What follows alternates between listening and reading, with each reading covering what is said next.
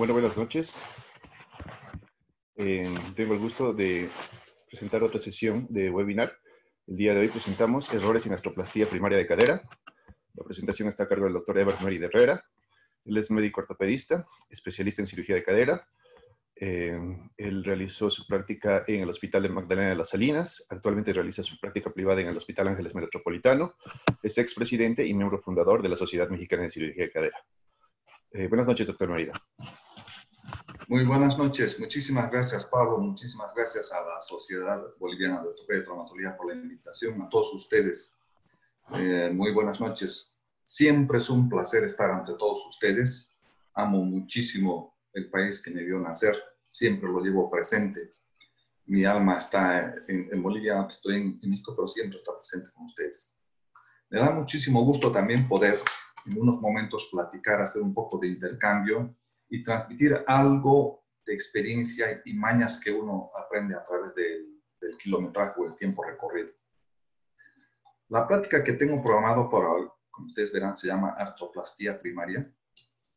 Errores en artroplastía primaria. Ustedes verán, este es mi hospital alma mater, donde me he formado. Este es el hospital de ortopedia, este es el hospital de traumatología, cada uno tiene 14 y 15 quirófanos, y este es mi hospital donde ejerzo actualmente mi práctica privada. Mis instituciones a las que pertenezco es el Colegio de Ortopedia de México y la Sociedad Mexicana de Ortopedia. Con gusto se pueden afiliar a esta sociedad. Si gustan, al final yo les paso el mail para que puedan afiliarse a la sociedad. Y entrando en tema, no tengo ningún conflicto de intereses, hablo perfectamente sin ningún problema, no tengo nada de qué ocultar ni qué patrocinar. Cuando vemos una prótesis como esta, suponemos que para llegar a hacer una cirugía de esta naturaleza hemos pasado por un largo camino de entrenamiento. Kilometraje, experiencia, hemos cometido errores, hemos aprendido, hemos tenido aciertos, etc. Pero no siempre es así. Miren, esta es una cadera muy compleja, con toda la experiencia y el kilometraje que uno puede tener, llegamos a solucionar el problema. Pero a la larga puede fallar. No precisamente es el plan que teníamos con esta cadera, sino que a la larga, un tiempo después, esto que parecía muy bien acá empieza a fallar. ¿Cuáles son las complicaciones más comunes que tenemos en artroplastía total de cadera primaria? Son muchas, hay infinidad de complicaciones. Yo acá he tratado de resumir algunas, las más comunes que tenemos acá. Como ustedes verán acá, estas son las más comunes que tenemos. Les repito, hay muchas, pero estas son las más comunes.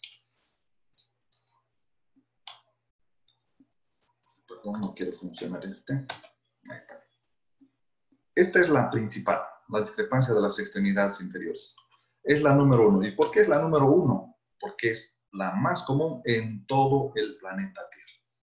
Hay muchos factores, desde una falta de planificación preoperatoria hasta una falta de revisión simple de un paciente en la clínica, que puede ser que de antemano ya tenía desproporción pélvica, quizá no teníamos los implantes necesarios, no tuvimos la experiencia de medir, en fin, hay infinidad de factores que influyen para que nuestra extremidad no nos quede igual que la del lado contralateral, y si tenía alguna desproporción, hacerla más compleja, o al revés, aumentar demasiado con respecto a la cadera sana. ¿Y cuál es la importancia de esto?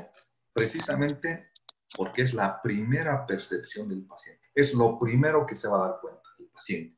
Si no es el paciente, el familiar va a decir, oiga, doctor, mi pie me quedó más corto que el otro. Entonces, lo primero que va a ver el paciente, más que el dolor, va a ser esto, que va a notar que tiene un acortamiento de una de las caderas. Es tan grave esto que ya ha alcanzado niveles de epidemia, como dice la Oficina de Salubridad de los Estados Unidos. Y allá, según la Joint Commission, es la primera causa de demanda en los Estados Unidos. En México estamos igual. De las primeras causas de demanda o reclamo es la desproporción de las extremidades inferiores. ¿Qué consecuencias nos trae esta desproporción? Primero, si es una cadera que se estiró mucho o se alargó mucho, sin lugar a dudas, la posibilidad más grande que puede existir es una lesión del ciático en cualquiera de sus ramas. Y si es muy compleja, puede llegar inclusive a niveles de atrofia, como se ve en esta cirugía, en este paciente. La otra consecuencia es que va a haber un desbalance de la pelvis, y al haber un desbalance va a haber una cojera, y esta cojera y el desbalance va a producir una lumbalgia que va a ser muy difícil de controlar. Y si el acortamiento es porque la prótesis quedó muy hundida o demasiado sumida, la probabilidad de luxación es muchísimo más alta. Y si al revés, esta quedó muy largo, la hipercompresión sobre esta articulación, sobre el establo, va a hacer que el desgaste sea muchísimo más en la parte de arriba y por consiguiente el debris sea mayor. Y esto ya sabemos que nos va a conllevar a la osteólisis y una serie de mecanismos que a la larga hacen que la prótesis dure menos.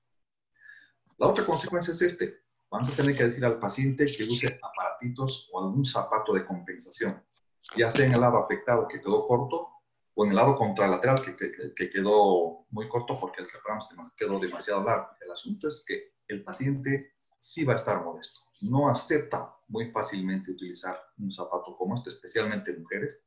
Quizá algunas plantillas de aumento puesto, pero un zapato no. Y esto, con un paciente muy molesto, seguro nos va a llevar aquí, a la demanda, que les repito, no es muy poco, es bastante alto el motivo de demanda, ya sea demanda pacífica, demanda penal inclusive, aquí en México. El otro problema que tenemos son las luxaciones. Estas luxaciones tienen relevancia desde un momento que Medicare, que es la empresa que se encarga de los gastos en Estados Unidos, empezó a reclamar porque vio que la primera causa de revisión aséptica en los Estados Unidos era porque había luxación. Es decir, se operaba una cadera y al poco tiempo tenían que reoperarla, pero porque había luxaciones, tenían que arreglar esta luxación. A raíz de eso se hicieron muchos estudios. Este estudio es muy interesante. Se estudiaron muchas caderas, ya tiene bastantes años. Y en este estudio se demostró muy claramente que el índice de luxaciones es más común en centros donde son muy pocas las cirugías de cadera que se hacen por año y en cirujanos que su índice de cirugías por año es muy bajo. Eso parece lógico. Menos práctica, mayor probabilidad de luxación. Sin embargo, también empezó a aumentar el índice de luxaciones en centros con alta experiencia, con cirujanos con más de 100 prótesis al año. ¿A qué se debió esto? Y también nosotros lo vimos en nuestro hospital, al exceso de confianza. ¿Y cuál es ese exceso de confianza? Que el paciente, el cirujano jefe, ponía la prótesis, quizá ponía el primer punto y dejaba el trabajo al residente de mayor categoría o al ayudante de mayor categoría. En algunos casos es un residente de alto nivel, en otros casos no. Entonces, el residente de segundo nivel o el médico de menor categoría quizá no hacía una buena reparación de tejidos blandos y por esta razón empezó a haber alta incidencia en zonas con mucha experiencia y en centros donde hay bastante experiencia. Entonces viene la ley. Está completamente prohibido que el cirujano se salga del quirófano hasta que se ponga el último punto. Y eso en Magdalena durante mucho tiempo fue ley. Ningún médico de base podía salirse del hospital si no se tomaba la radiografía de control del paciente. Eso era una ley precisamente por esta razón. ¿Qué factores de riesgo existen para que haya una luxación? Esto es muy importante analizar.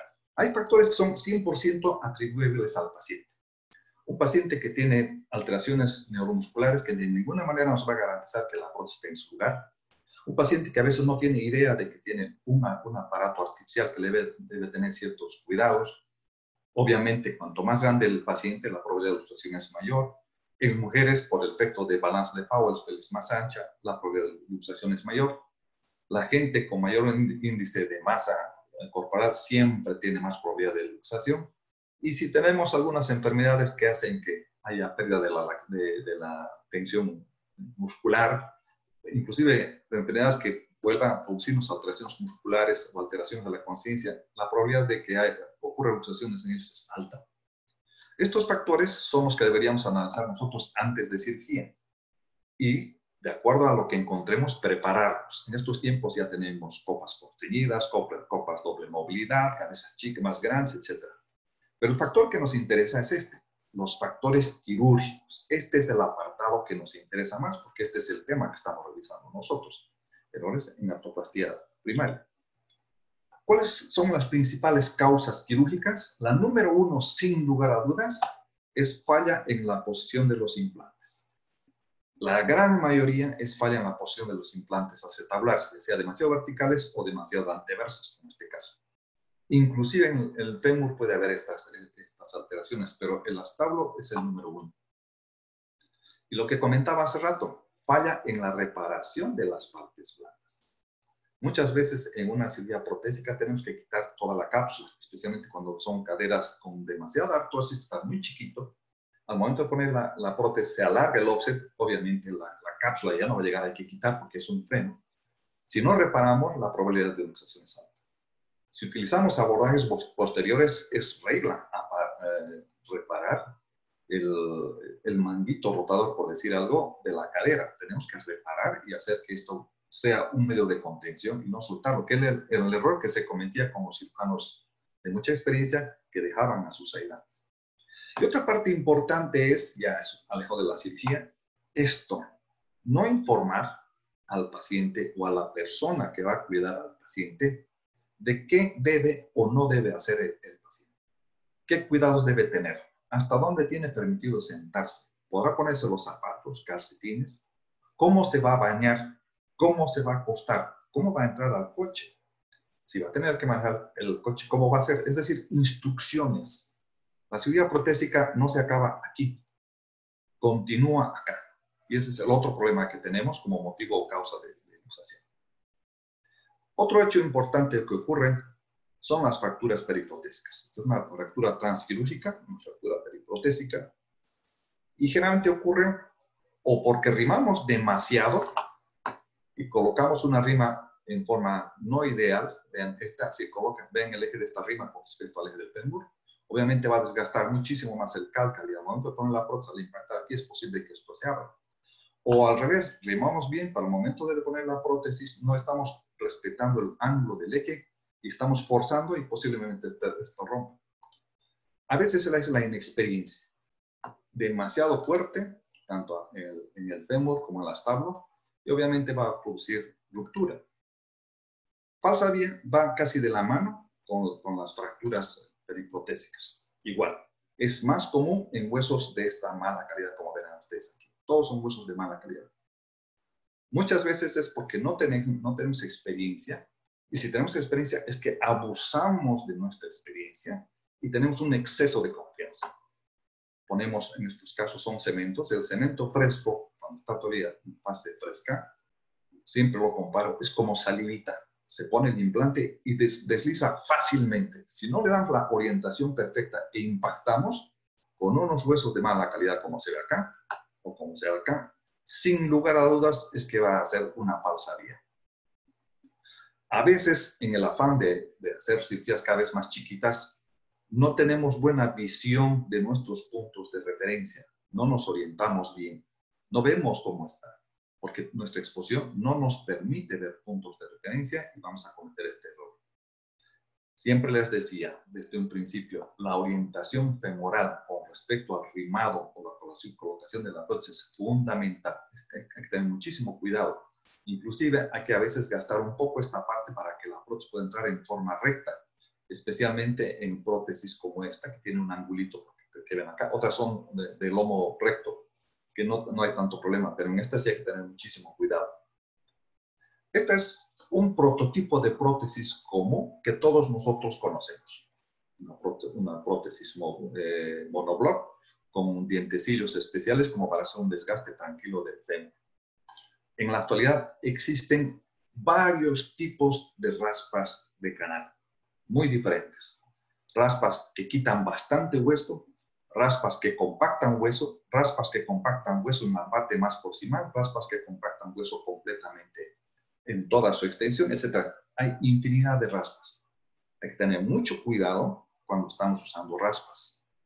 Por ejemplo, si uso una raspa que me está compactando hueso y no me está sacando hueso, y yo quiero poner una prótesis que supuestamente me dé de un determinado tamaño, pero si no estoy quitando hueso, la probabilidad de que explote al querer entrar en una prótesis donde no se ha perdido hueso, la probabilidad de que explote o estalle es alta, y así puede suceder otras situaciones. Por eso es importante conocer qué tipo de raspa es la prótesis que nos está dando el sistema que estamos utilizando. Lo mismo ocurre en el acetablo. Fresas acetabulares como esta o esta son altamente comedoras de hueso. Estas sí desgastan bastante, especialmente si tienen filo, comen de volado. En cambio, otras, como esta otra, son un poco más compactantes del hueso que está detrás del huesito de carga, del hueso esponjoso. Con estas rimas, especialmente si están muy filudas, hay que tener cuidado. Vean este esquema acá, esta es la rima. Este es un hueso osteopénico, el pequeño espacio que tiene acá. Si yo sigo empujando y haciendo rima, la probabilidad de que desgaste y llegue hasta la tabla interna y perfore la lámina cuadrilátera es bastante alta, muy alta. Otra situación importante, sobre todo en el acetablo, si en el fémur hay que tener una orientación con respecto al canal, en el acetablo también hay que tener una orientación con respecto a lo que queremos rimar. Aquí hay un esquema. Esta es la zona que yo debo rimar. Si no coloco perfectamente bien mi rima donde quiero rimar, voy a hacer una falsa vía o seguramente rimaré un lugar que no es. Si centro donde debe ser, mi rima debe ir jugando con respecto a este centro. Puedo cambiar el tamaño de rima que quiera, pero siempre con respecto a este centro. Y cuando termine de fresar, debe ser al nivel de las fresas, no la fresa más profunda. Si es más profunda, sin lugar a dudas me estoy pasando. Todas las fresas, el fabricante ya nos da de acuerdo al límite máximo con respecto a la periferia, que se va a poder rimar de acuerdo a cada sistema protésico que nos da la casa comercial. Esto es muy importante. Tener en cuenta la calidad del hueso, el rimado, el lugar donde queremos rimar, no buscar otro lado y después realinear a donde queríamos ir, etc. Porque se va a abrir o se va a fracturar o hacemos una perforación de la tabla. El otro problema que puede ocasionarse es este. Si nos fijamos, esta es una tomografía para buscar un posible trombo. Vean cómo están los vasos y si vemos un esquema, está lleno de vasos delgaditos, cortos, negros, etc. Y en la cadera tenemos que usar una serie de separadores, muchos tipos de separadores. Bien, si vemos y analizamos esto, y si empujamos con este separador, la probabilidad de lesionar algunos de estos vasos es alta. Y si uso un separador de pico como este y no lo pongo bien, puedo lesionar alguna rama de esta arteria o estas otras que se ven acá. No es muy frecuente, pero cuando ocurre, bastante grave. Lo comparo con los vuelos. Los vuelos, la aviación, el transporte más seguro es la aviación, el sistema aeronáutico. Es raro que ocurra un accidente, pero cuando ocurre es sumamente grave. Esto es igual. Cuando ocurre, no saben la cantidad de problemas que hay. ¿Por qué es importante eso? Aquí tenemos un esquema de una copa. Estamos haciendo la perforación para colocar los tornillos. Muchas veces los tornillos son móviles. Puedo perforar a un lado y mi tornillo meter por otro lado. Es importante mantener la dirección del tornillo con respecto a la perforación. Siempre hay que usar un centralizador. Más que guía, este es un centralizador. Más que guía, porque yo puedo usar una pinza coger o algo como guía que me ponga aquí, en este orificio y perforar. El trabajo real de este aparatito, que les decía más que guía, es centralizar para que el agujero quede perfectamente en medio, en la mitad del orificio. Porque si queda excéntrico, al momento de poner el tornillo, cuando llegue la cabeza aquí y hacer la presión, esta copa se va a mover.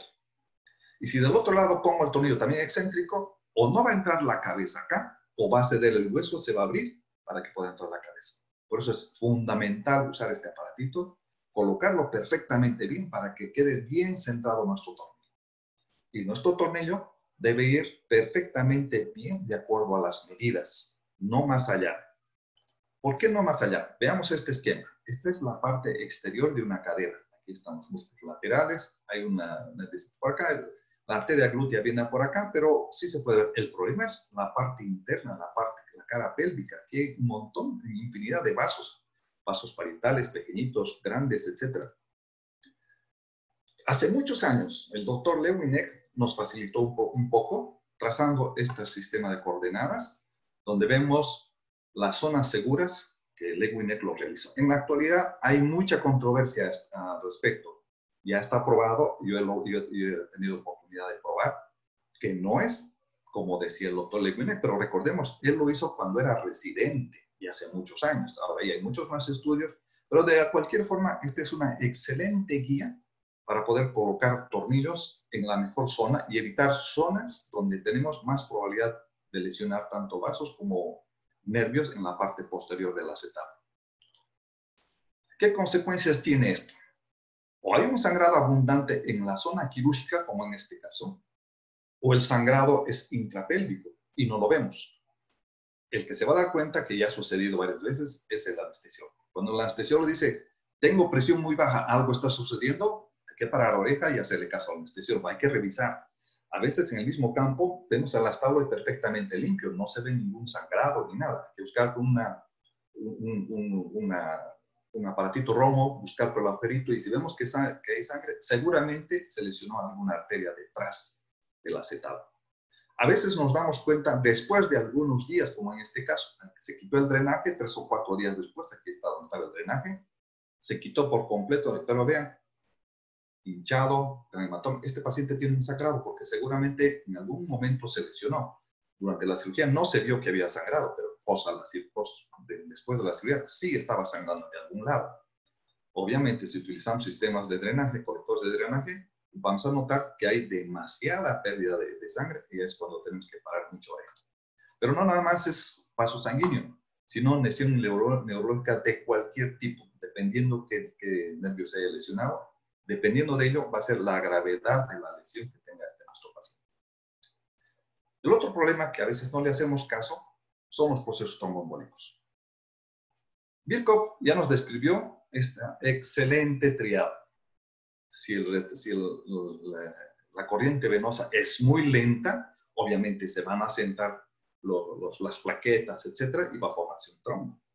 Si tiene alteración la misma circulación sanguínea, no hay capacidad para continuar el tránsito de la sangre, seguramente ya habrá problemas para que se forme un coágulo. Y aquí hay otro daño de vasos sanguíneos. En estos dos quizá no tenemos mucho que ver nosotros, esto lo tendría que haber preparado nuestro cardiólogo, nuestro vascular, nuestro internista y nosotros antes, pero aquí sí tenemos injerencia en la lesión en vasos sanguíneos. ¿Por qué? Vean esta radiografía de una cadera. Aquí tenemos 1, 2, 3, 4, 5, 6 instrumentos. Algunos son punzantes, algunos tienen dientecitos en la orilla. De alguna forma, si no sabemos colocar bien nuestros separadores, que entre otras cosas, el que coloca el separador es el cirujano es el que debe colocar el separador y entregarle al asistente. Si no sabemos colocar bien, ya vieron el esquemita donde están los vasos, seguramente dañaremos algunos vasos sanguíneos. Quizá ese momento no se vea. Lo más seguro es que se dañe la capa íntima, el endotelio de los vasos sanguíneos, y estos se vayan desprendiendo, forme un retén para la circulación, una especie de dique, se van formando los trombos, etcétera, y son los que nos van a dar problemas a largo plazo. Esto es muy importante.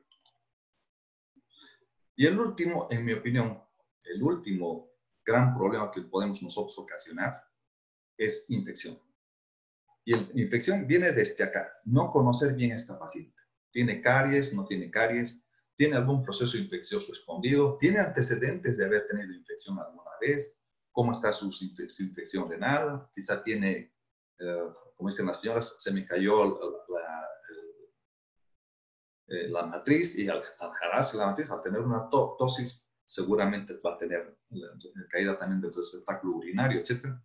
Hay muchas cosas que nosotros en la visita médica, cuando el paciente nos viene a dar la consulta, debemos investigar y conocer muy bien para tomar acciones desde antes de la cirugía. El otro, voy a recurrir a la misma fotografía anterior, que es el manejo quirúrgico. Podemos hacer lesiones, músculos desgarrados, quedan como flecos sueltos, zonas de necrosis porque se dañó el vaso, etc. Si no tenemos un manejo cuidadoso de estas partes blandas, hacemos mucho daño de partes blandas, mucha zona que se va a morir, va a haber mucha zona necrótica, etc. Es posible que estemos condicionando un proceso de infección. Y es muy especial en pacientes gorditas cuidar esta capa, la capita de grasa. Si lastimamos demasiado la capita de grasa, también es un factor altamente predisponente de infección, aunque sea superficial, pero va a haber una infección superficial. El otro la otra forma, la otra probabilidad de que nos dé infección es el uso del electrocoagulador. Si usamos el electrocoagulador con altas temperaturas, si no sabemos usar perfectamente el coagulador, hay a veces uno agarra el coagulador y en vez de hacer un corte directo, se tarda mucho tiempo aquí y va quemando toda la zona. Esas son zonas de necrosis, zonas de muerte, porque va a quemar, pero a su alrededor también va a haber tejido muerto. Y esa a la larga puede ser factor importante para que aparezca la infección. Otra situación importante es eso. El cuidado de la sala quirúrgica. Muchos estamos en hospitales escuela, pero sin lugar a dudas esto no debe ocurrir en una cirugía de cadera, ni en ninguna otra cirugía donde tiene altas probabilidades de infección. Recuerden que una cirugía donde existen implantes, donde existen prótesis, que son órganos sin vida, siempre tiene mayor alto índice de infección que una cirugía donde no existen implantes. El razonamiento es sencillo. El organismo vivo tiene defensas, se puede defender. Una prótesis, llega un bichito ahí, no se va a defender. Si pasamos más allá de esto, en un organismo normal, las defensas no alcanzan a defender, seguramente le van a dar antibióticos por vía intravenosa, intramuscular, vía oral, pero a través del sistema de circulación llegará el antibiótico hasta la zona. Las prótesis no tienen sistema de irrigación. Es decir, el antibiótico nunca le va a llegar a una prótesis. Por esa razón, la probabilidad de infección en una cirugía con prótesis es muchísimo más alta que una cirugía donde no intervienen, donde no hay prótesis. Si de entrada tenemos ese hándicap en contra y nosotros tenemos factores externos como esto, la probabilidad de infección, sin lugar a dudas, se va a incrementar. Puertas que se abren a cada rato. Una puerta que se abre se cierra, es como un abanico que está formando círculos de aire, que está sacando bacterias asentadas que están en el medio ambiente dando vueltas y esto está flotando. Es importante tener las puertas cerradas y no estar permitiendo entrada y salida de personas. Cuanto menos objetos que no sean necesarios permanezcan en la sala, es mucho mejor.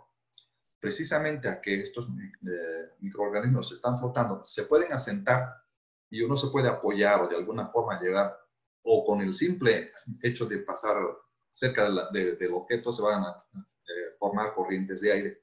Entonces la probabilidad de infección en estos es mucho más alta. Entonces hay que evitar objetos que no sean necesarios dentro de la sala, hay que evitar que las puertas estén abriendo y cerrando, y también esto, comportamiento del personal. Díganme ustedes si esto no es una situación común en nuestros hospitales. No está cubierto. Ahora con el problema del coronavirus, hasta el cansancio se ha dicho, se debe cubrir boca y nariz. A pesar de eso, la gente sigue caminando así. Este es un factor, cuesta mucho, no nada más es en México, estoy seguro que en muchos lugares del mundo existe este problema. Entonces, si no cuidamos esto, estamos agregando altos riesgos de infección a una cirugía que de por sí es muy agresiva. Con base a todo lo que hemos estado comentando, me he permitido sugerir unos puntos claves que debemos considerar en una cirugía protésica. En cualquier cirugía protésica, como en este caso estamos hablando de una cirugía primaria, en una cirugía primaria. Fundamental, el examen clínico preoperatorio, fundamental. Medición de extremidades, si hay discrepancia, ¿de cuánto es la discrepancia? ¿A expensas de qué es la discrepancia? Si existe discrepancia, ¿se estará afectando en el equilibrio de la postura del paciente? ¿Cuánto está faltando? Si yo corrijo, ¿con cuánto voy a corregir? Etcétera. Una serie de cosas que yo debo ver en el examen clínico. Esto es mandatorio, antes de la cirugía. Y precisamente de acuerdo a este examen clínico, voy a hacer mi planeación quirúrgica. Debo conocer, esto ya lo mostré alguna vez, las características de las prótesis que yo pienso utilizar. Esto es muy importante. Voy a suponer que esta es una prótesis número 6. ¿Dónde se mide el número 6? ¿Aquí, aquí o aquí? Hay una regla casi general que la medición se debe hacer en una línea que parte del eje de la prótesis y se cruza con el eje del vástago de esta intersección 10 centímetros abajo y ahí se mide. Esa es una regla que en muchas casas comerciales la aplican. Esta prótesis aquí puede ser 3, pero esta prótesis en esta misma zona puede ser 1. Y si yo no conozco bien mi canal femoral, pienso poner una prótesis 3, recuerda, este es 1. Si yo pongo una 3 en equivalente, seguramente voy a producir un estallamiento de la prótesis. El otro aspecto importante, debo conocer su radio de curvatura de esta prótesis. Hay prótesis que tienen un radio de curvatura muy alto, otros muy bajo. Si mi endostio femoral, el cálcar es alto, yo pongo una prótesis con un radio de curvatura muy bajo. En el momento que choque, al querer impactar, porque aquí todavía me va a sobrar, seguramente voy a producir un daño. O al revés, tiene un cálcar muy ancho y esto es muy angosto, no va a quedar, no parece que estuviera impactado, lo voy a tener que subir más, entonces me va a quedar desproporción pélvica. Por eso es importante conocer cuál es el cuello, cuál es el offset de cada prótesis, cuál es su radio de curvatura, el tamaño real que tiene la curvatura y si tenemos las calcas, usar las calcas. El usar las calcas nos da una idea bastante clara de hasta qué número vamos a arrimar. No es exacta, porque recuerden, las radiografías no son exactas. Yo puedo calcular la número 3, pero en el acto quirúrgico es la 4 o la 2. No son iguales, pero me da una idea bastante aceptable para no cometer errores o evitar, en el mayor de los casos, un error mucho más grande. Esta es otra parte importante. Los sistemas protésicos actuales ya vienen con estas microgranulitas como la que se ven aquí, como roscas. Esta es una recomendación de la casa más grande, la casa más importante que fabrica prótesis de cerámica en el mundo, Cerantec. Y dice que se debe colocar enroscando hasta que se trabe. Y una vez que se trabe, dar unos golpecitos para que al golpearse se salte 2 o 3 rosquitas más la cabeza y quede firme. Yo les invito a que hagan una prueba. Cuando tengan una cadera, agarren la cabeza y pónganlo como enroscando hasta el fondo, empujando hasta el fondo hasta que se trabe. Una vez que hagan eso, traten de sacar la cabeza. No va a salir, queda enroscada. En cambio, si ponemos la cabeza de esta forma así, lo sacan, va a volver a salir porque no queda enroscada. Otro, si ponemos la cabeza y al momento de poner la cabecita suena seguramente ya hicimos un raspado de estas pequeñas estrías del tronio o quizá de la cabeza femoral. ¿Y cuál es el problema? Para eso voy a poner estos 2 ejemplos. Este es un paciente que tuvo mucho dolor, tiene 7 años postoperado, sigue doliendo. Cadera que duele, no duele de a gratis, algo debe tener. Hicimos estudio, encontramos unas manchas sospechosas por acá, abrimos y vean cómo está la cabeza femoral. Vean esto que está aquí. Esto es metal. El metal no raya a la cerámica. La cerámica sí gasta al metal. Esto, si lo vemos en microscopio, parecen montañas. Y estas montañas, que el metal es duro, raspando una superficie blanda, lo más seguro es que va a producir detritus a este nivel. Y si está en contacto con algún tipo de metal, esto es el tronio que no se puso bien, vean cómo estaba aquí. Esto ya está limpiado, limpio. Esto se llama trunionosis. Esto es lo que se sacó.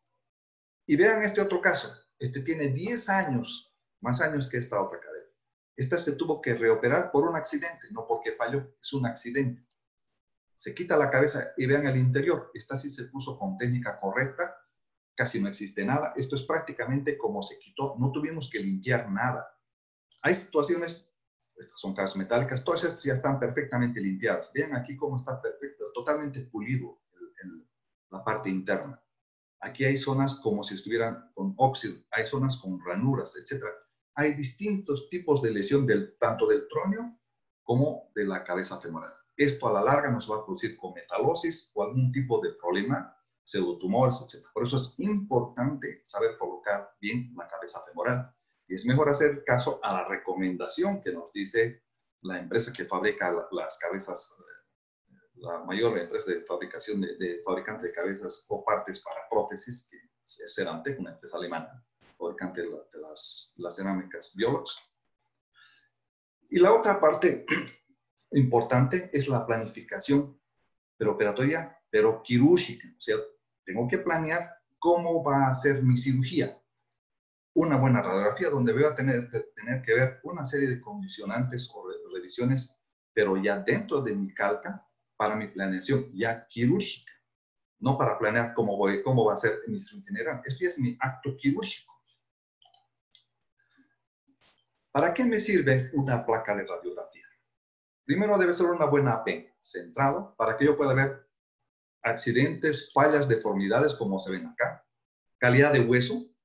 Si yo veo esto, parece tener buen hueso, pero a este lado no hay buen hueso. Esto es secuela de algún problema. Aquí vemos cicatrices de alguna otra cirugía anterior. Hay aplanamiento de la cabeza. El acétablo, la parte de arriba está comido. Está displástico, es poco acetablo, etc. Yo puedo ver muchas cosas, puedo analizar muchas cosas en una radiografía simple de cadera. La otra parte importante es la morfometría endóstica. ¿Cómo es esta morfometría endóstica? El doctor Dorn nos hizo una clasificación muy sencilla donde tenemos 3 tipos de endostio femoral, el 1, el tipo 2 o el tipo 3, ya es mascular, tipo champán, este es neutro, este es mascular. ¿Y de qué me sirve esto? Pues de acuerdo a este tipo de endostio voy a buscar la prótesis que mejor se va a fijar dentro de este tipo de endostio. Se entiende que una prótesis pequeña en este tipo de canal se va a hundir, o una prótesis redondeada en este tipo de canal se va a trabar, o va a quedar flotando en el aire. Entonces ya nos da una idea. Y la otra parte que debemos considerar es cuál es la angulación que tiene nuestro hueso. Porque recuerden, la prótesis que vamos a colocar debe simular las características biomecánicas de la cadera que va a reemplazar. Si es una cadera valga y la otra cadera valga también, tendremos que usar una prótesis valga. Si es una cadera vara y la otra vara también, que es muy común en México y en Latinoamérica, tendremos que buscar prótesis más varas. Por eso es importante. Esto es importante. No nada más una vista lateral. Tiene que ser una vista axial. Este es un caso mío. Un paciente que con la prótesis durante mucho tiempo decía que la cadera no le molestaba, pero el bus lo sigue. Hasta que le tomé la lateral y vean, ahí estaba el problema. Y a veces en el acto quirúrgico aparece este problema.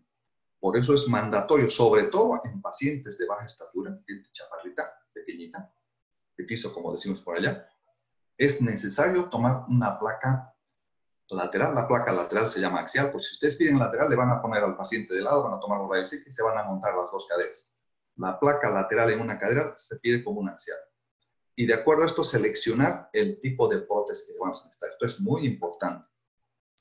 Aquí tengo una situación muy interesante. Vean, esta es una cadera, secuelas de una displasia de cadera. Aquí está el acetablo. Aquí está la lágrima, la gota o la lágrima capital. Vean la importancia de determinar dónde está cada punto anatómico de una cadera.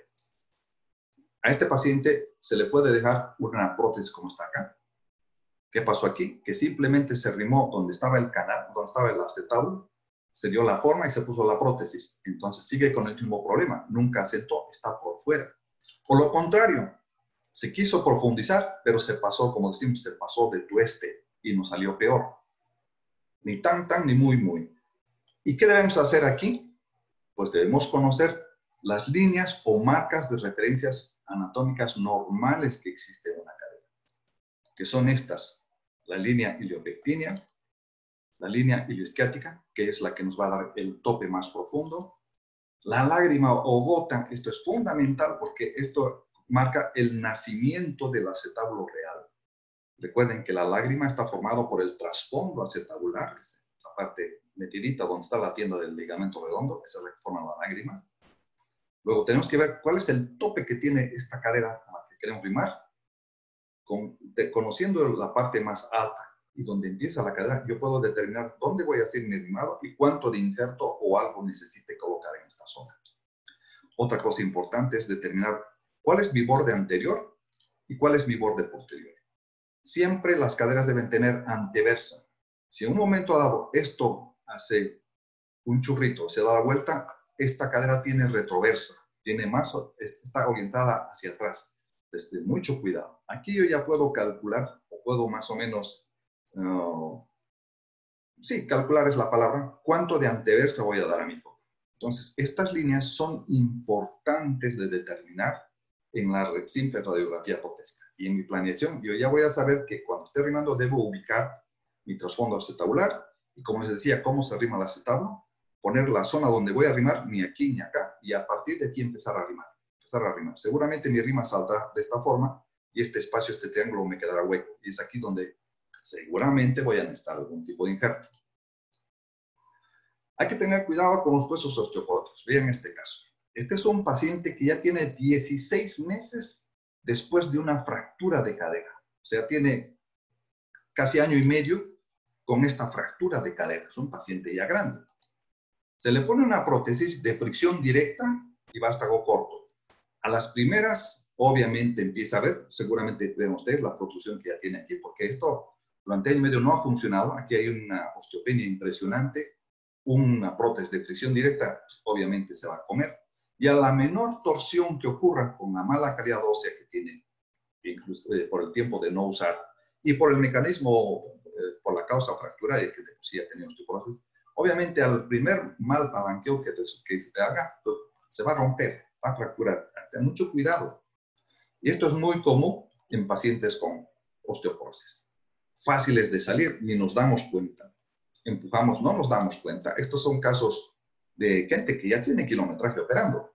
Cuando me decían, no puede ser, tómale una axial, vas a ver, hasta ellos mismos no creen que haya sucedido. Veamos esto. Esta es una osteosíntesis fallida con una placa que hicieron todavía la perforación, por acá entraba el clavo.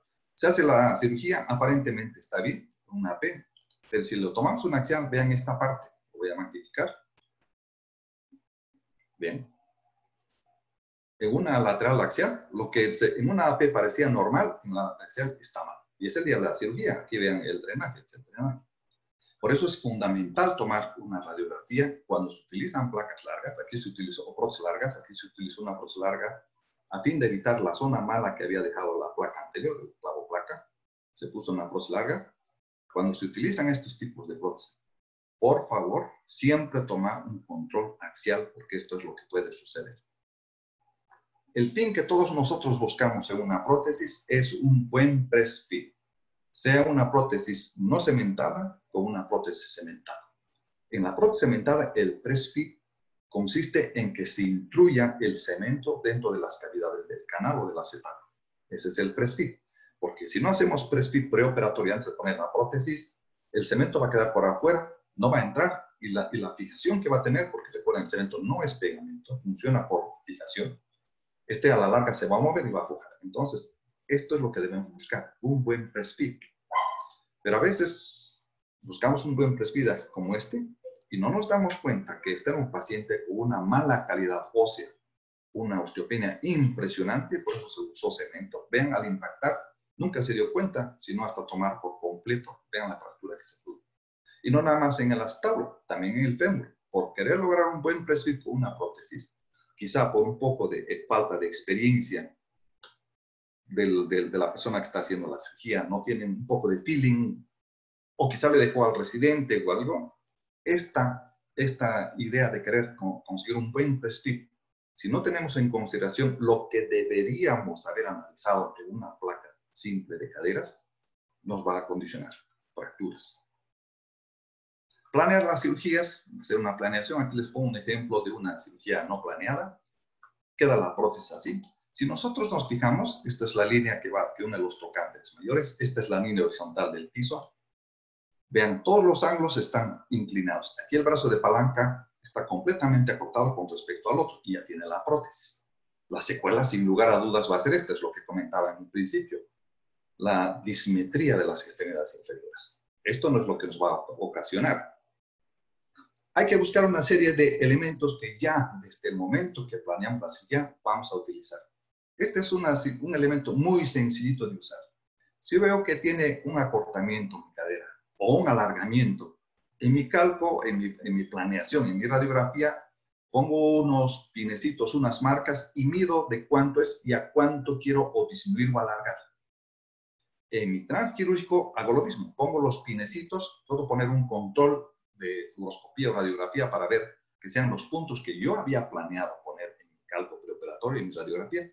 Y simplemente hago esto, o alargo o acorto, para que me quede bien la cirugía protésica. No es nada del otro mundo. Aquí está muy sofisticado. Es una regla especial con un nivel, etc. No es necesario llegar a tal sofisticación. Si hacemos una buena planeación como esta, se planea bien. Estos solo son las líneas normales, todas completamente desalineadas con respecto al eje del piso. Hacemos una buena planeación, ponemos la prótesis, hicimos una buena calca, prácticamente todas las otras líneas se van a se van a poner paralelas a la línea del piso. Esa es una cirugía planeada. Otra situación importante es posición del paciente. Mucha gente no le da mayor importancia a la posición del paciente, pero es fundamental, sobre todo para la orientación. La posición va a depender del tipo de abordaje. Abordaje lateral directo, posterior, anterior, el abordaje que ustedes quieran. Hay que darle posición de acuerdo a la necesidad de trabajo que tenemos con el abordaje. Por ejemplo, si voy a usar un abordaje posterior, quizá mi paciente esté un poquito más inclinado hacia adelante, de tal manera que me permita trabajar acá. Si voy a hacer un abordaje lateral directo, dejarlo perfectamente lateralizado. Si voy a hacer un abordaje anterolateral, quizá un poquito más hacia mí, un poquito más recostado, etc. Dependiendo de qué tipo de abordaje voy a usar, yo tengo que colocar mi paciente. Es fundamental. Debo tener espacios libres porque quizá tengo que golpear, manipular, mover, hacer movimientos de la pierna para ver si está bien en anteversa, no se luxa, etc. Debo tener espacios libres que se muevan. Muchas veces la instrumentadora que se coloca aquí queda muy pegado y a veces pone su mesita de primera instrumentación que está aquí y lo pone casi encima de la pierna. Entonces no nos permite hacer estos movimientos, o choca o empuja. Recuerden que el paciente está bajo anestesia y si está haciendo compresión alguna de las extremidades, nosotros no nos vamos a dar cuenta. Entonces hay que vigilar que esto esté libre y nos permita movilizar. Y esto es fundamental. Esta mesa hay que alinear antes de poner al paciente y cuando se pone al paciente. ¿Por qué? Muchos sistemas acetabulares tienen estas guías. Esta guía que teóricamente debe ser perpendicular al piso y a la mesa. Pero si mi mesa no está bien horizontalizada, no va a estar igual que esto, entonces voy a tener una mala idea de los planos que estoy utilizando para orientarme en mi acetablo. Por eso es fundamental colocar la mesa en correcta posición y perfectamente perpendicular si voy a usar este tipo de aditamentos. Hay otros que todavía tienen aditamentos para ver la anteversa o la retroversa. Entonces, no nada más en forma horizontal, sino debe estar totalmente derecha en la parte de atrás para que me pueda orientar hacia adelante o hacia atrás, anteversa o retroversa. Por eso, la posición del paciente la tiene que hacer el mismo médico que va a operar. O si ya tiene algún médico entrenado, él debe ser. Nunca dejar al residente de menos experiencia. Porque uno, él no va a operar. Dos, no conoce esta orientación tridimensional. Entonces, lo tiene que hacer el que va a operar. O en su caso, su asistente mejor preparado son los únicos autorizados para colocarlas. Mucho cuidado con el anestesiólogo. Porque a veces al anestesiólogo no le pega la anestesia y pone en tren del embur. Y no nos avisa. O si nos avisa, se le olvida corregir y nosotros vamos a tener una falsa idea de la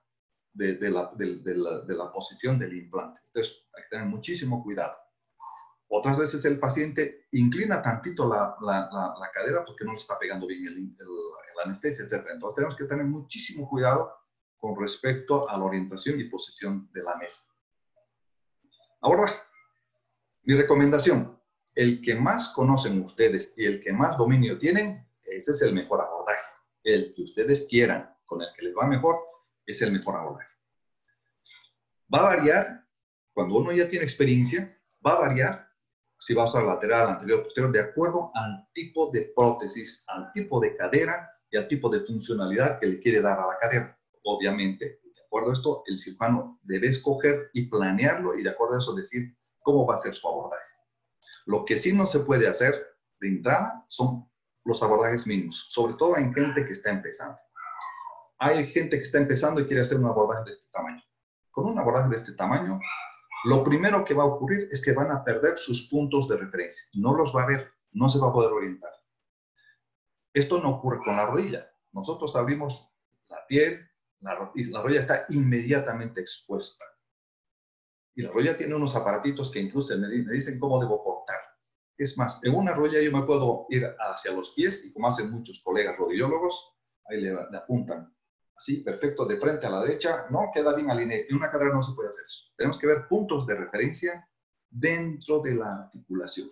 Si tenemos abordajes mínimos y no tenemos conocimiento anatómico, no tenemos experiencia, por supuesto que nos vamos a perder. Y si no tenemos la característica o materiales adecuados, va a ocurrir como esto, ¿bien? infinidad de separados que se han puesto aquí, que es lo que ha condicionado lesión. Y si tenemos mala suerte, infección. Cuando decimos cirugía de mínima invasión, con incisión pequeñita, debemos usar separadores especiales. Porque si queremos utilizar separadores clásicos como se ven aquí, los separadores anchos, rectos, lo único que estamos haciendo es cirugía de mínima incisión, no de mínima invasión, pero con alto daño por adentro de la articulación. No es lo mismo una cirugía de mínima incisión que una cirugía de mínima invasión. Para una cirugía de mínima incisión, de mínima invasión, es necesario tener equipos especiales, equipos como este, por ejemplo. La herida está de este tamaño, entra y aquí está la inclinación. Si yo no tengo esto, seguramente mi eje de esta rima va a ser así.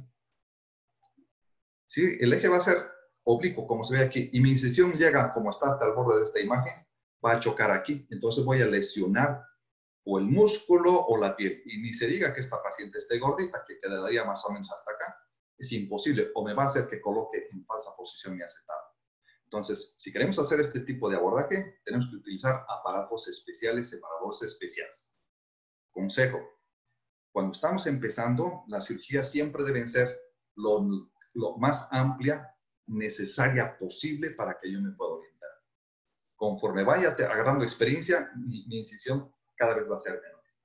Entonces, nunca empezar con incisiones pequeñitas. Tienen que ser incisiones grandes, que podamos apreciar los puntos de referencia. Ya con la experiencia haremos más chiquita la incisión.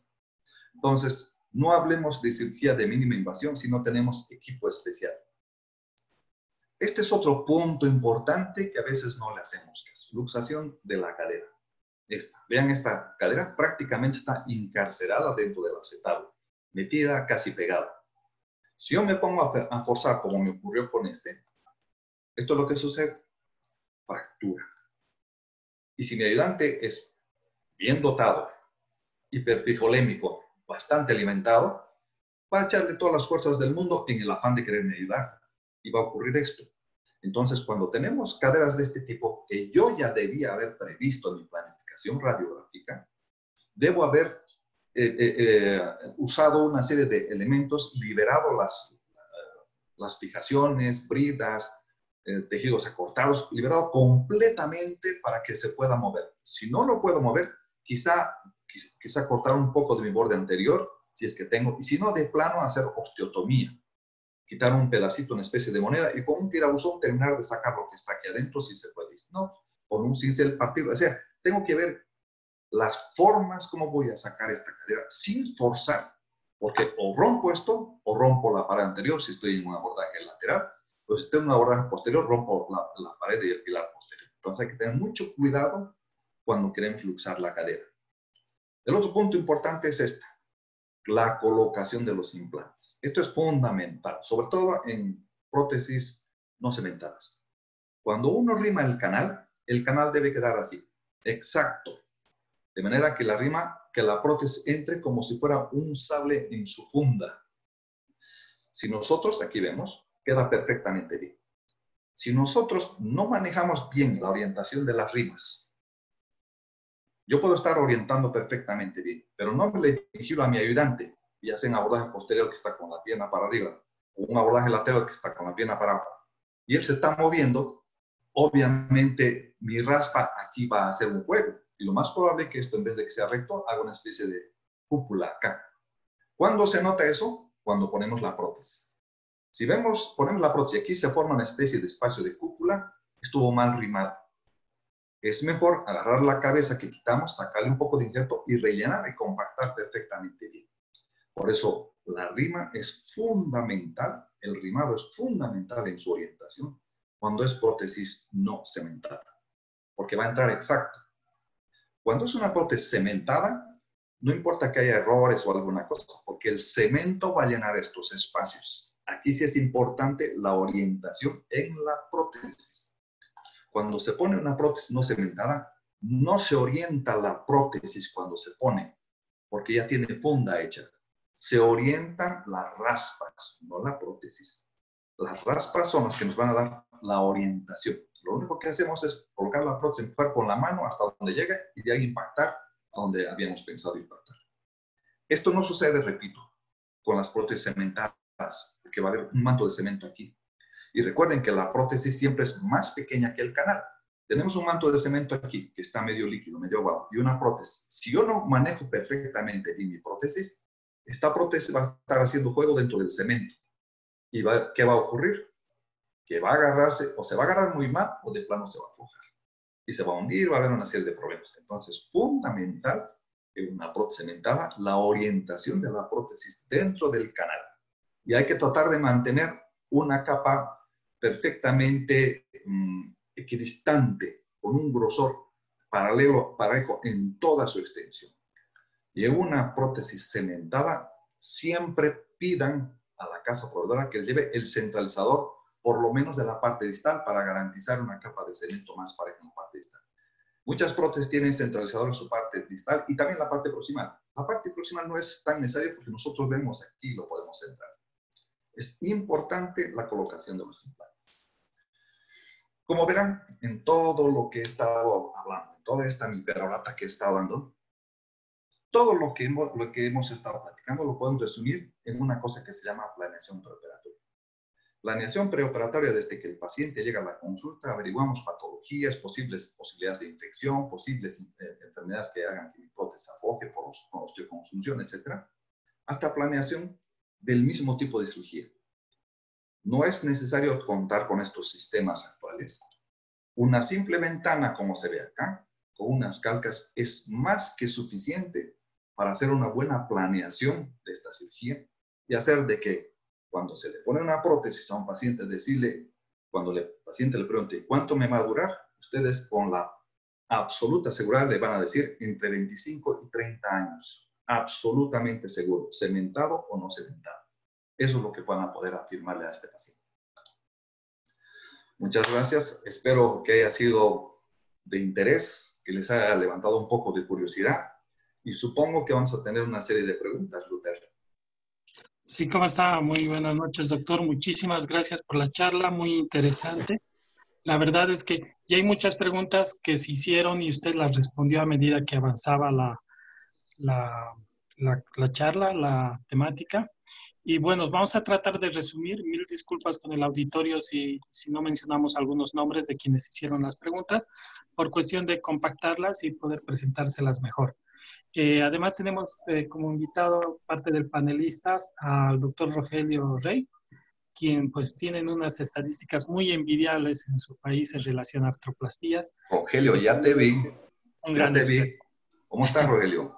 Bien, bien. ¿Y tú, Ever? Bueno, Muy muchas bien. gracias por invitarme y con mucho gusto. felicitaciones muy bien. por la charla que estuvo brillante. Hablar de todas las complicaciones que puede tener artroplastia realmente no es fácil en una charla sola, así que te felicito.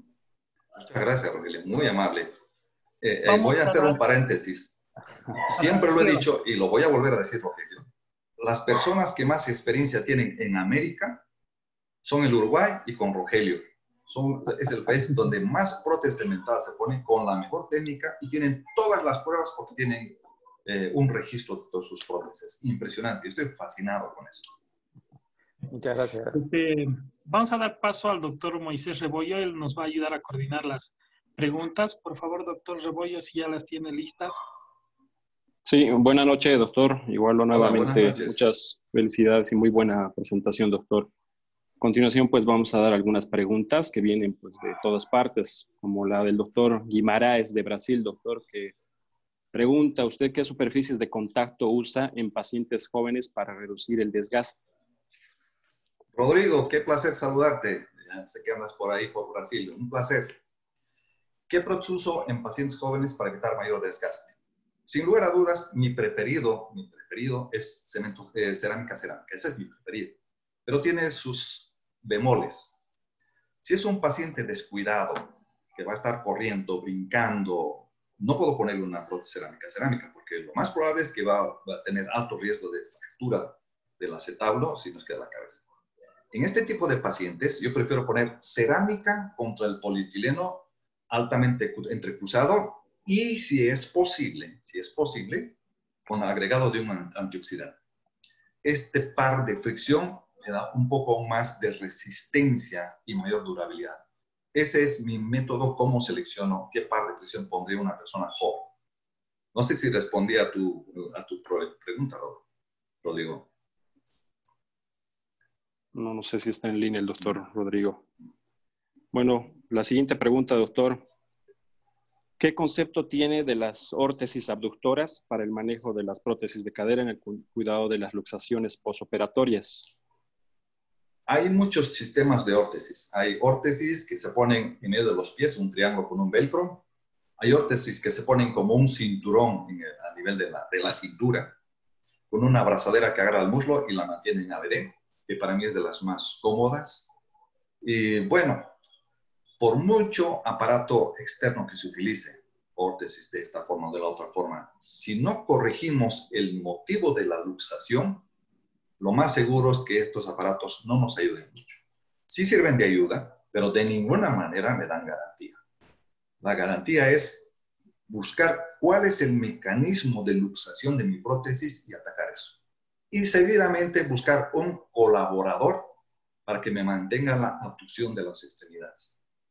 A mí me gusta mucho el aparatito que se pone en la cintura con una abrazadera al muslo porque es muy sencillo, no molesta, le permite movilizarse, sentarse, pararse al paciente. Porque si ponemos el bultito entre los pies, este se puede mover. No, al momento de sentarse, de pararse, de estar acostado y pararse, se puede mover. En cambio, con el otro aparatito es mucho más, es más útil. El problema que existe en muchas personas es que al estar agarrado a la cintura, si es el paciente un poco huesidito, las espinas ilíacas le van a molestar.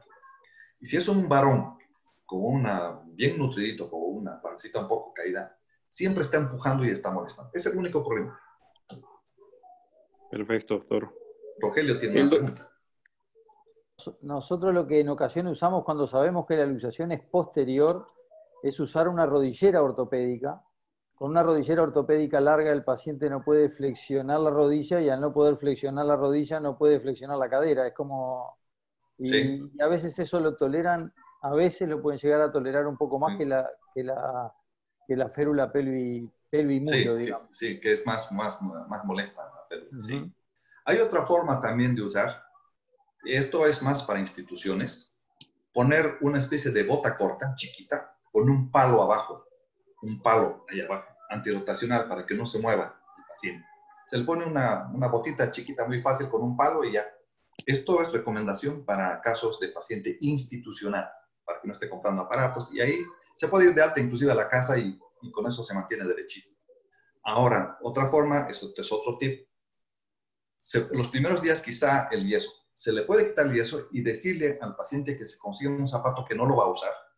Y en el tacón del zapato clavarlo o atornillarle una barra o un palo de escoba al zapato que se va a poner. Y con ese zapato no se va a mover. Entonces, para bañarse se puede quitar, pero en la cama se puede quedar con el zapato. Eso es un buen tip. Perfecto, doctor. El doctor Germán Viale de Argentina, doctor, pregunta si usted, en caso de tener una lesión vascular, trata de repararla usted o llama a algún cirujano vascular. Germancito, muy buenas noches. Un placer saludarte, Germán. Una pregunta muy interesante. Yo acabo de pasar hace como un mes, un poquito más de un mes. Sí, un poquito más porque hace un mes y feria que estoy encerrado y no voy al consultorio. De un caso de un paciente ya, no me acuerdo cuántas cirugías ya llevaba.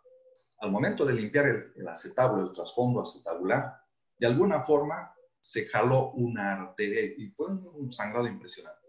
La gran mayoría de las veces yo la arreglo. Tengo cierto entrenamiento, yo la arreglo, puedo pinzar, agarrar. Un tip, si ven una arteria grandecita, lo primero que pedimos es una pinza, una mosquito o alguna de esas cosas y la pinzamos. El problema es que estas pinzas tienen velladuras, tienen dientecitos. Un buen tip es que se les traiga el equipo de tripitas de transfusión de los sueros, le cortan y lo ponen como fundita. Ya con eso pinzan. Eso no daña la arteria y le da chance al vascular para que después lo repare. Bueno, muchas de las veces sí lo puedo arreglar, pero cuando son detrás del acetábulo, lo único que puedo hacer es taponar. A veces he llegado a entrar por vía anterior como si estuviera tratando de hacer, no sé si se acuerdan cuando hacíamos los abordajes para hacer Chiaris, las osteotomías de Chiari. Levantar y buscar algún vaso y pinzarlo ahí para dejar de sangrar y esperar que venga el vascular. Pero esa es la experiencia que tengo. Perfecto, doctor. La siguiente pregunta, doctor, si usted tiene alguna experiencia con las perlas estimulan para la aplicación de antibiótico in situ y si lo ha usado, ¿qué antibiótico utiliza? Usamos muchísimo tiempo las perlas. Es más, lo tuvimos como moda en el hospital. Se usaron muchísimo las perlas. El problema de las perlas, ahora las perlas son mucho más, son más actualizadas, se pueden utilizar mucho más antibióticos. Antiguamente solamente venían con gentamicina. Pero si mi infección no era para gentamicina, los bichitos eran resistentes a gentamicina, pues no me sirve la gentamicina. O no son susceptibles a la gentamicina, no me sirve la gentamicina. Tendría que buscar algunos Tobra o Banco, que son las más comunes. Este es un tip. Yo prefiero usar, si voy a usar perlas, usar dos sistemas. Uno con Genta y otro con Tobra o Banco, esa combinación, para poder atacar más. Afortunadamente, no tengo muchos casos de infección, pero en el hospital donde yo me formé había un servicio especial que se llamaba infecciones óseas, precisamente, donde se usó mucho tiempo estas perlitas de gentamicina y el resultado era muy variable. El problema es que cuando se empieza a reabsorber, el exudado que produce es espeso, achocolatado y a veces asusta. Uno piensa que es infección, pero ese es el proceso normal que tienen las perlas. Las actuales perlas, las que vienen, que se fabrican inclusive en un moldecito, se pone un moldecito donde salen unas bolitas como si fueran balines, se los pueden garzar con una astura o de plano ya vienen. Estas perlas tienen dos características. El cemento por el que están formados es más poroso. Entonces, el antibiótico tiene más probabilidad de salir. Se puede meter muchísimo más antibiótico, porque antes se quedaba el antibiótico adentro y solamente los de la superficie salía. Con estas no, tienen la posibilidad de salir más. Entonces, si es necesario y es susceptible al antibiótico que pueda tener estas perlas, por supuesto que es válido utilizarlas. Perfecto, doctor. No sé si el doctor Tejerina tiene algo que acatar. Creo que quiere preguntar Pablo algo. tiene mucha experiencia ahí. No, solo comentar con lo de las perlas, completamente de acuerdo, doctor. Bueno, las perlas las utilizamos tal vez un poquito más en infecciones crónicas, como lo acabo de comentar. En infecciones agudas tratamos de colocar el clásico espaciador. Si viene ya prefabricado, excelente, pues si no, hay que hacerlo manualmente. Pero las perlas tienen una muy buena... Sí. Alcanzan concentraciones inhibitorias muy buenas en el sitio de la infección. Sí. Perfecto. Doctor, aquí el doctor Henry Flores pregunta, en casos de infección de la prótesis que no cede, ¿cuántas veces usted recambia el espaciador o cuántas veces realiza el toilet? Y si en algunos pacientes los deja en artroplastía de resección. Henry, un placer. No sé si sigues en Buenos Aires, pero qué placer saludarte, Henry. Cuando manejo infecciones, yo tuve un cierto tiempo de entrenamiento en un servicio de infecciones y aprendí, uno, a tenerle respeto a las infecciones. Dos, a no tenerle miedo a las infecciones. No falta de respeto, pero no les tenía miedo. Y la clave de una infección es el debridamiento, el quitar todo lo que está muerto, lo que no sirve. Ya se ha expresado muchísimas veces. El debridamiento debe ser como si se tratara de un tumor, quitar por completo. El tejido que está mal se quita y aquel que parece sospechoso, que parece es sospechoso, fuera, quitar por completo. Si tenemos un buen debridamiento, quitamos perfectamente bien, conocemos qué bicho es y qué susceptibilidad tiene, mi manejo puede ser en un solo tiempo. Yo creo que más del 50-60% de mis casos de infección los he manejado en un solo tiempo. Pero si el debridamiento no me convence, yo me doy cuenta que no está bien el debridamiento, que no lo he podido hacer más porque quizá era muy agresivo, el estado del paciente no me lo permitía, etc. Ahora, si el bichito que tiene no lo conozco, tengo dudas de cuál bacteria es, o si sé, pero no tengo antibiótico al cual sea susceptible, no tengo dudas, seguramente lo haré en dos tiempos. Un primer tiempo, un debridamiento como loco, así esquizofrénico, limpio. Si sé que me va a tener mucho tiempo, voy a usar un espaciador. Lo puedo fabricar yo, revestir alguna prótesis, etcétera, pero uso un espaciador. Si puedo calcular que en 1 o 2 semanas tengo que volver a entrar, no uso espaciador. Más o menos, a grosso modo, esa es mi forma de manejar las infecciones. Ok, doctor. Me pregunta el doctor René Nava. Él comenta que eventualmente el ayudante puede lesionar el nervio obturador con el separador de Hohmann en la ceja anterior. ¿Si ha visto usted algunos casos y cómo ha manejado este problema? Sí, claro, claro. Por eso decía al momento de mi plática, el que pone los separadores es el cirujano, no el ayudante. Se suelta el separador, el cirujano dice, yo lo pongo. Tú colocas, sabes dónde está y le entregas. Y el cirujano y el ayudante es el que sostiene. No debe moverse. Cada vez que se suelta, el cirujano es el que coloca. Esto no evita que de alguna forma pueda lesionarse. Es muy común. Y cuando hay una lesión de estas, vaya que sí es molesto. Y si es mujer, no, olvídese, yo he tenido un caso así. Le he tenido que manejar con infiltraciones, le he tenido que dar núcleo, ¿cómo se llama neuromoduladores, muchas cosas. Muy difícil. Todas recuperan. No he tenido algún caso en el que haya permanecido. Todas recuperan. El problema es que recuperan entre 2 meses y año y cachito. Esa es más o menos la ventana, dependiendo del grado de lesión que tiene. Pero, repito, la clave es en saber colocar los separadores. Si está en el obturador, quizás se fue demasiado profundo que ha debido llegar inclusive hasta el agujero obturador y ha tenido que morder. A veces es el posterior el que lesiona al ciático. Entonces, muy importante dónde se colocan los separadores. Ok, doctor, perfecto. Doctor, ¿qué tornillo recomienda colocar primero en el acetábulo en caso de un abordaje posterior para evitar que se mueva la copa?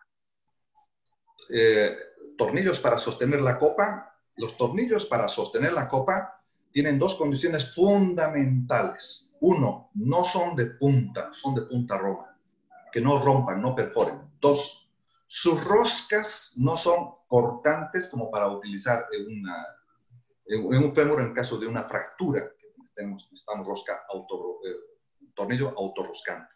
No, deben ser de punta roma, lo más romo posible, y los bordes no son como de los tornillos, son bordes menos cortantes. ¿Por qué no de punta? Porque si choco con un vaso lo puedo perforar. Si es romo, le puede dar la vuelta y esquivar. Si es autocortante, se puede agarrar de un tejidito, un músculo, y empieza a enrollarse y arrancarle a la arteria o a la vena. En cambio, si no tiene eso, simplemente va a estar patinando. Ya después hay otras cosas que tienen los tornillos. Tienen un canalito en medio de la punta, un cierto canalito para evitar que jale, etcétera, etcétera. Pero la clave es el tamaño del tornillo. Para que tengan una idea, una persona de 1,70 de estatura, su parte más gruesa para colocar un tornillo es la parte de arriba, donde está el famoso reloj de arena. Para una persona de 1,70 de estatura, el tornillo máximo que puede usar es 30. De 30. Es el máximo. Si ya colocamos un tornillo ahí y tenemos otro orificio aquí y también ponemos 30, lo más seguro es que se va a salir. Ya está afuera. El problema es que como tomamos una AP de control, la AP de control me está mostrando la imagen así, de frente. Los tornillos parecen que estuvieran adentro, pero si yo le veo así, vamos a ver que el tornillo está afuera. Ese tornillo, el que está saliendo afuera, tiene altas posibilidades de haber lesionado alguno de los vasos que está ahí. Y si en un principio no lesionó y el paciente empieza a caminar y empieza a mover, es posible que estimule a un vasito y con el tiempo pueda producir desprendimiento de la fascia interna, un aneurisma, que a la larga nos va a producir algún problema que ya lo he vivido. Por eso es fundamental saber el tamaño exacto de los tornillos que vamos a utilizar. Si no tenemos experiencia, no podemos calcular en la radiografía, usaremos el medidor. El medidor nos dice exactamente de cuánto va a ser nuestro tornillo. Pero respondiendo a la pregunta, los tornillos para fijar la copa son tornillos especiales. No se utilizan otros tornillos, precisamente para evitar eso. Doc, en relación a la misma pregunta, dicen ubicación adecuada de los orificios. Les mostré la imagen de donde están los ejes cruzaditos, la zona segura del Lewinek. Esa es la mejor zona. En otras palabras, la zona superior, parte superior y tantito para atrás. Esa es la zona más segura. No evita que atrás haya un vasito que esté fuera de lugar y esté saliendo, pero es la zona más segura. Muchísimo cuidado con los tornillos que van muy atrás y peor si van muy hacia adelante. Aparte de que un tornillo lateral no sostiene bien, especialmente en prótesis que no están bien fijas. No es lo mismo que un tornillo soporte esto, a que un tornillo soporte esto. Maniobra cizallante. Entonces, si voy a usar tornillos laterales, que generalmente lo usamos en casos de revisión, donde las spots son multiperforadas, las claves son los tornillos de carga. Teniendo los tornillos de carga, los otros simplemente son para fijarme de que no se mueva, pero de ninguna manera son tornillos de carga los que están en posición horizontal. No van a aguantar. Mucho cuidado con eso, especialmente con el tamaño, muchísimo cuidado. Si no es necesario, no lo usen. Es mejor utilizar 1 o 2 tornillos, más no. Perfecto, doctor. Siguiente pregunta, el doctor González Romero, José Luis. Él pregunta, ¿cómo planea una cirugía en un paciente con escoliosis lumbar e inclinación pélvica y que nos da un acortamiento de 5 o más centímetros? Sí, eso es muy interesante. Por eso decía que hay que revisar clínicamente en el paciente si tiene desbalances, cuánto desbalance, ¿es corregible o no es corregible? Con unas simples maderitas, yo tengo maderitas cada uno de 1 centímetro, poniéndole, a ver si puedo corregir y de acuerdo a eso voy a ver qué tamaño, qué alargamiento puedo dar. Si es una fijación ya estructurada, eso no se va a corregir. Me tengo que adaptar a la posición que tiene el acetado. En casos en que la parte lumbar prácticamente no se mueva o ya tiene fijación, le hicieron osteosíntesis lumbar, es mandatorio tomar placas laterales. Y es mejor si se toma parado y luego sentado a 90 grados. ¿Por qué? Porque a veces la pelvis hace un tilt. Normalmente hace un tilt, pero cuando están fijadas no hace el tilt y el paciente o lo bota para adelante o lo bota completamente atrás. Entonces, la probabilidad de que se luxe mi prótesis es alta. Tengo que ver qué tanto se mueve y de acuerdo a eso, o le doy más anteversa o lo apuesto más o le doy menos anteversa a mi paciente. Por eso esas posturas, las laterales, son importantes. En un paciente con estas características, quizá no me interese mucho alargar la pierna porque ya está estructurado. Si ya está estructurado, voy a levantar la pelvis y lo único que voy a ocasionar al paciente que tiene contractura al levantar la pelvis es hacerle otra curva más arriba para compensar. Perfecto. Y doctor Rey, nos gustaría también nos acotara su opinión sobre esta pregunta. Sí, en realidad yo, cuando esto empezó a ser el boom de la American Academy hace como 3 años, Sí. En realidad siempre había operado muchos pacientes con fijación de columna y nunca le habíamos dado mucha importancia a las artrodesis. Es cierto que las artrodesis acá son bastante más cortas y hoy estamos viendo artrodesis de columna bastante más larga. Pero sin duda que estoy de acuerdo con Ever en que hay que evaluar el ángulo en el frente y en el perfil, el tilt pélvico que tiene, porque está demostrado y la evidencia dice que si uno no tiene esos cuidados, el índice de luxación es bastante más alto. Esta es una anécdota.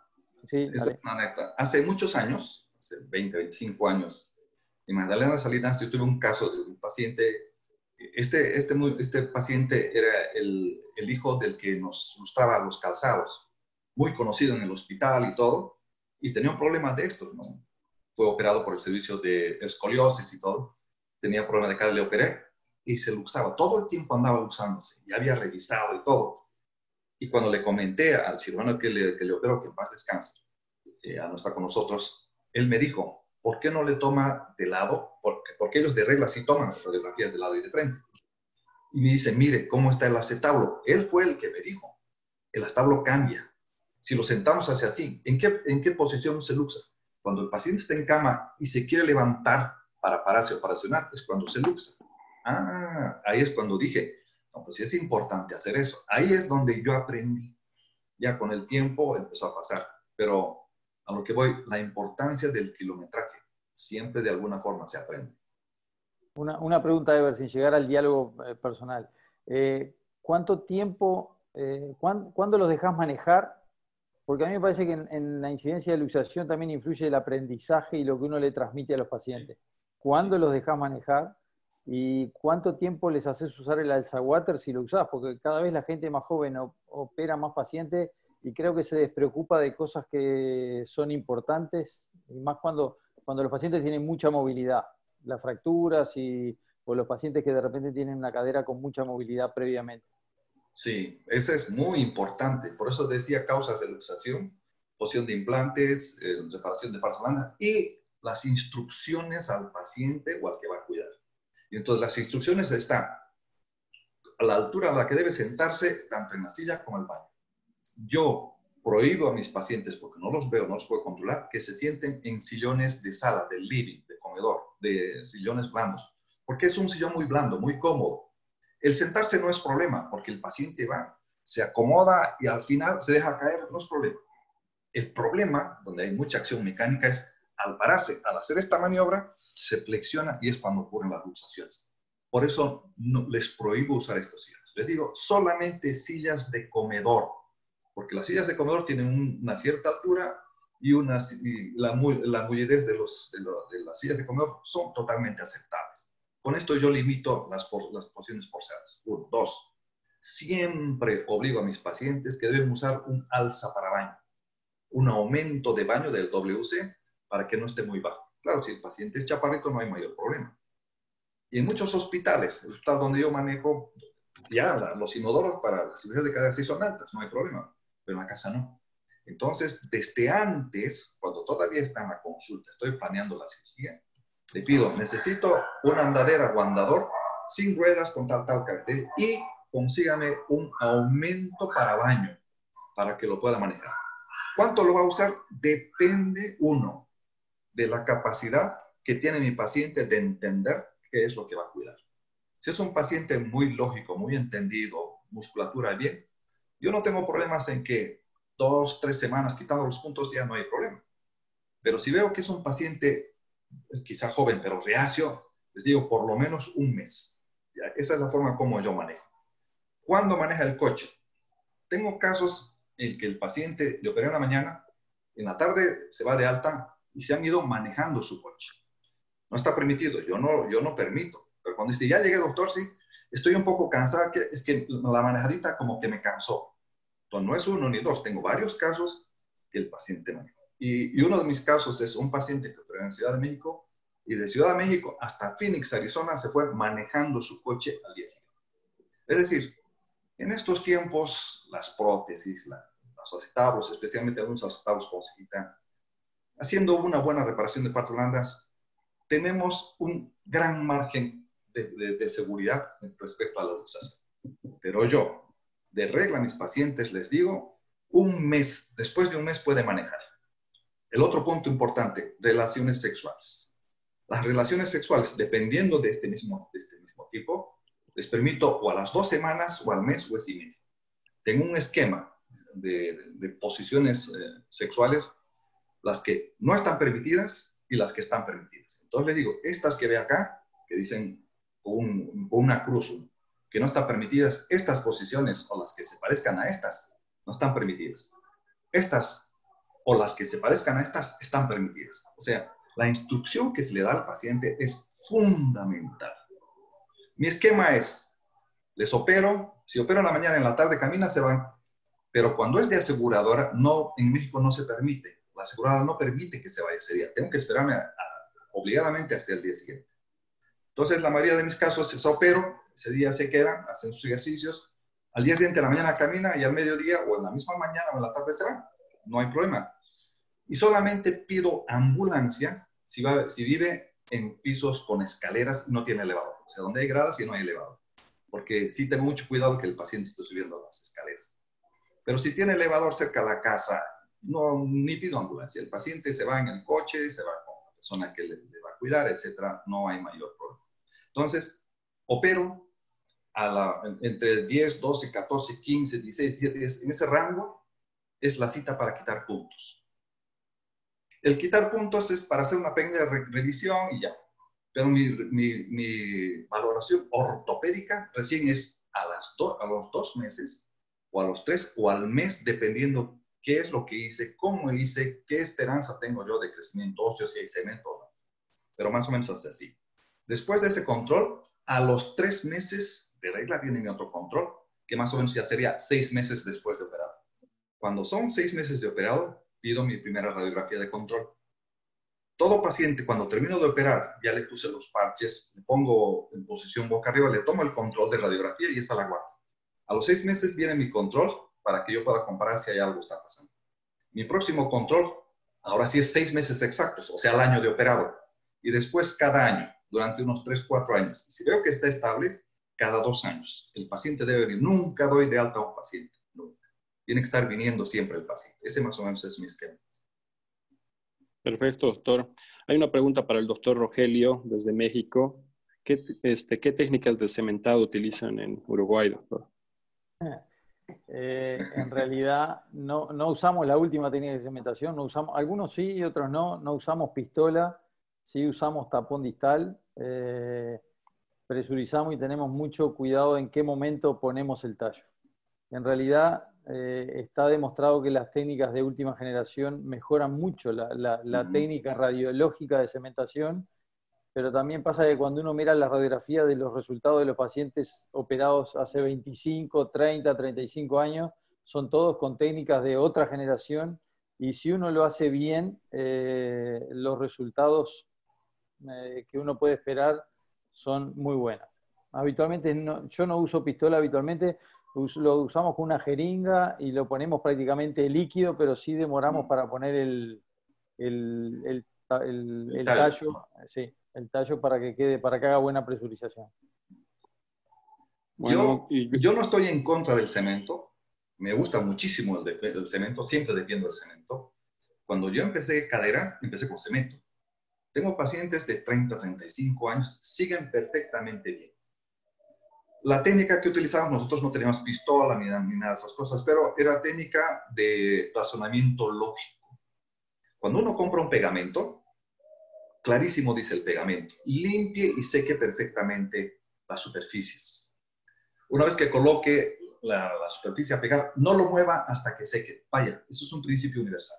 Bajo ese principio, buen lavado de canal, buena limpieza de canal, fundamental un tapón distal, porque si no, no podemos hacer presurización, se va a escurrir, porque la clave del cemento es que se presuriza. Escobilla para lavar no es necesario, con una pinza larga, una especie de gasas envueltas, como lavando las mamilas, no me acuerdo cómo se llama, que se daba a los niños de antes. Se lava perfectamente bien, limpia el agua, ya no hay mayor problema. Eso que hacíamos hace la técnica moderna. Por eso, colocando bien el cemento, por supuesto que el paciente, yo le puedo decir, más de 20, 25 años de duración, muerto de risa. Bueno, doctor, por último, el doctor Nicolás Restrepo pregunta que en defectos torsionales o incurvaciones de fémur proximal, ¿utiliza vástagos cortos? Nicolás, qué placer. Y sigues con tus amigos, espero que estés brindando bien con tus amigos. Todavía tiene vino, me decía Nicolás, yo ya no.